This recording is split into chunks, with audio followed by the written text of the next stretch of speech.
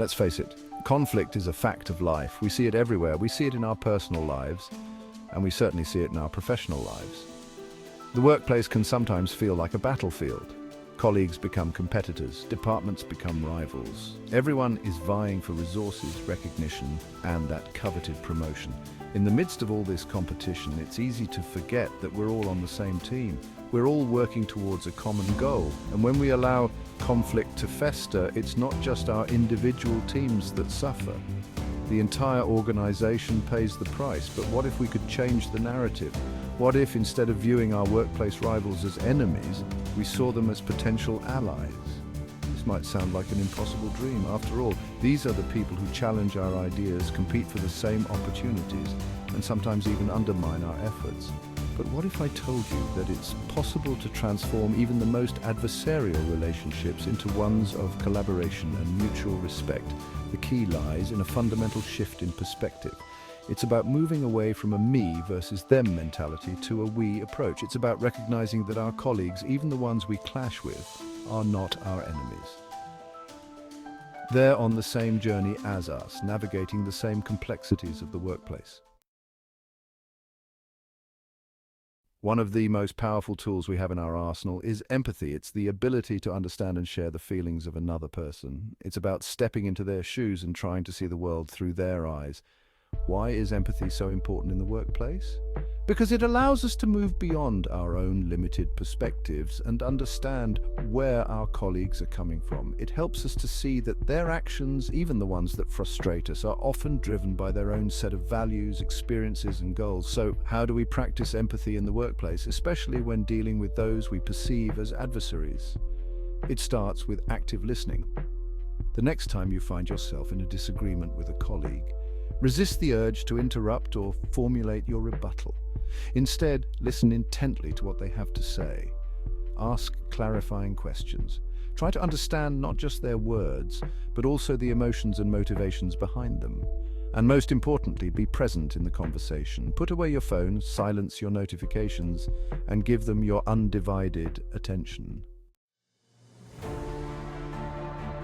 When conflicts arise, it's easy to get caught up in the differences. We focus on what separates us, on the points of disagreement, on the reasons why we're right and they're wrong. But if we want to transform adversaries into allies, we need to shift our focus from our differences to our shared interests. What do we have in common? What are our shared goals? What are we both working towards?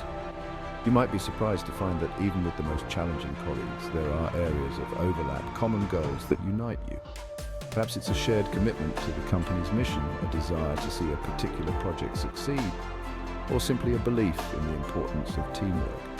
Identifying and focusing on these shared interests can be incredibly powerful. It allows us to move beyond the adversarial dynamics and start to see each other as collaborators working towards a common purpose. It creates a foundation of understanding and respect, paving the way for more productive and positive interactions. Section 4. Building bridges. The power of personal connection. Often, our workplace conflicts are amplified by a lack of personal connection. We see our colleagues as two-dimensional figures, the office nemesis, the demanding boss, rather than the complex, multifaceted individuals they are. Building personal connections can be a game-changer in transforming adversaries into allies. When we take the time to get to know our colleagues on a personal level, we start to see them as human beings with their own stories, struggles, and triumphs. We develop empathy and understanding, making it easier to navigate disagreements with respect and compassion. So, how do we build these connections? Simple acts of kindness go a long way. A genuine compliment on a job well done, a thoughtful gesture like offering to grab a coffee, or a simple inquiry about their weekend can break down barriers and foster a sense of camaraderie. Look for opportunities to connect outside of work-related tasks. Invite a colleague to join you for lunch, participate in a company social event together, or simply engage in some friendly conversation by the water cooler. Section 5 of validation, the key to unlocking understanding. One of the most fundamental human needs is to feel heard and understood. When we feel like our perspectives are being dismissed or ignored, it creates resentment and defensiveness. escalating conflict rather than resolving it. Validation is about acknowledging and respecting another person's perspective, even if we don't agree with it. It's about saying, I hear you.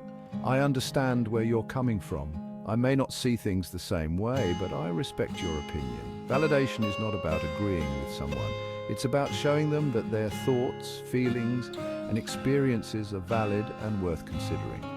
How do we validate opposing views in the workplace? Start by actively listening to your colleague's perspective. Repeat back what you've heard to ensure understanding. Acknowledge the emotions behind their words, even if you don't share them. And most importantly, avoid interrupting or dismissing their perspective, even if you disagree with it.